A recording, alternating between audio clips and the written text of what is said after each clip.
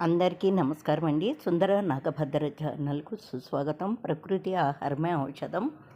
మామిడికాయలు సీజన్ కాబట్టి ఇప్పుడు మామిడికాయతో ఇన్స్టెంట్గా ఒక 2-3 రోజులు ఉండేటట్టు తురుము పచ్చడి చూపిస్తున్నానండి. నేను ఒక కాయ తీసుకున్నాను. చిన్న దానితో రంధ్రాలున్న స్టాండ్తో తురిమితే బాగా సన్నగా వస్తుందండి. నేను అలా కావాలని తురుముకున్నాను.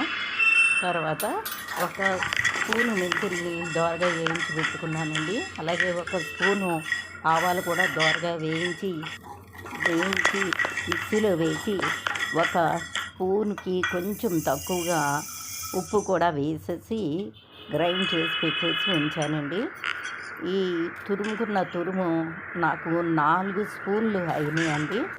ఒక హాఫ్ స్పూన్ ఎక్కువ వచ్చింది, అయితే పెద్ద ఫరక్ ఏమో పడదండి. దీనిలో కొద్దిగా పసుపు వేసుకున్నాను. అలాగే మనం మెంతి పౌడర్లో ఉప్పు వేసి మిక్సీ పట్టాం కాబట్టి ఇంకా ఉప్పు వేయవలసిన అవసరం లేదండి.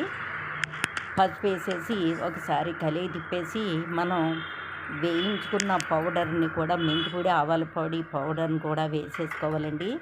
ఇది కొత్త కారం అండి, పచ్చడి కారం. చిన్న స్పూనుతో 2 స్పూన్లు వేసానండి.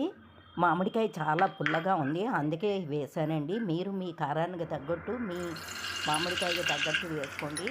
బాండీలో 1/2 కప్పు పల్లి నూనె పోసేసానండి. ఇది ఇన్స్టెంట్ పచ్చడి కాబట్టి 1/2 స్పూను మెంతులు, 1/2 స్పూను జీలకర్ర వేసాను. అలాగే 5-6 వెల్లుల్లి మెత్తగా దంచి వేసానండి.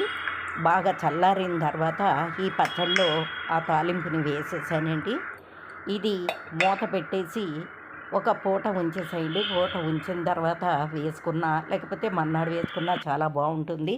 ఇది ఫ్రిడ్జ్లో పెడితే ఒక 4 రోజులు ఉంటుందండి. బయట అయితే ఒక 2-3 రోజులే ఉంటుందండి.